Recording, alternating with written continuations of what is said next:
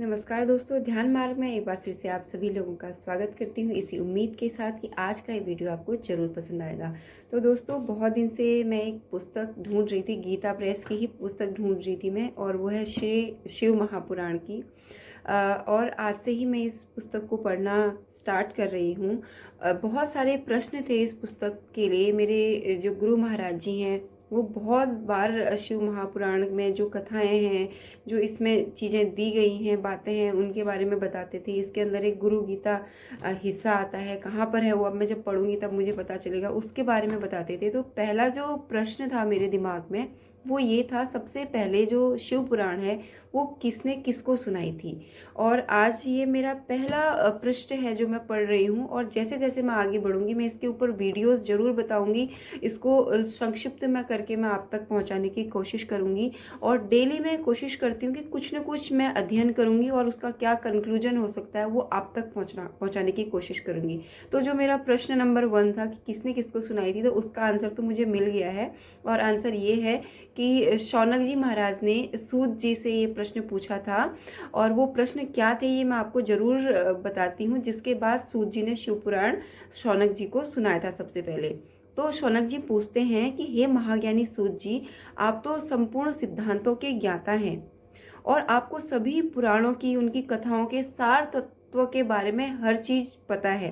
तो अब ज्ञान और वैराग्य के साथ साथ भक्ति से जो प्राप्त होता है, जो बुद्धि प्राप्त होती है, यानी ज्ञान से, वैराग्य से और भक्ति से जो बुद्धि प्राप्त होती है उसकी वृद्धि कैसे होती है, ये सवाल पूछते हैं शौनक जी महाराज।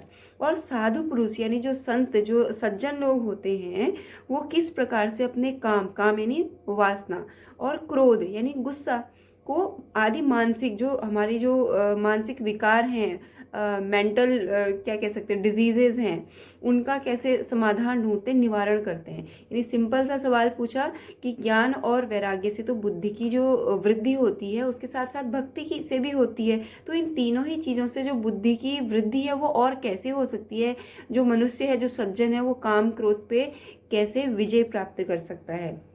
इस कलयुग में असुर स्वभाव यानी कि राक्षसों का जैसा जो स्वभाव होता है वो हो गया है लोगों का। अब उस जीवन समुदाय को शुद्ध यानी कि दैवीय संपत्ति से युक्त, शुद्ध, अच्छा, शांत कैसे बनाया जाए, के लिए उपाय क्या है। आप मुझे कुछ ऐसा शाश्वत साधन बताइए जो कल्याणकारी वस्तुओं में सबसे उत्कृष्ट हो, मंगलकारी हो और पवित्र करने वाले उपायों में भी सर्वोत्तम पवित्र कारक उपाय हो। तो ये कुछ सवाल थे जो शौनक जी पूछते हैं सूत जी से।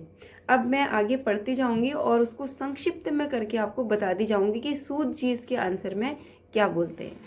तो दोस्तों, उसके बाद क्या है कि सूत जी बहुत खुश होते हैं शौनक जी के इस प्रश्न पे कि इतने उत्तम लोगों के, जन साधारण के कल्याण वाले ये प्रश्न पूछे गए थे। तो वो उनको इसके लिए बोलते हैं कि आपने बहुत ही उत्तम प्रश्न पूछे हैं। और एक समय ऐसा था जब भगवान शिव ने स्वयं इस कथा को सुनाया था। जो व्यास जी थे उन्होंने सनत कुमार जी का आज्ञा मान करके इस जो ये पुराण है इसका प्रतिपादन किया था दोस्तों।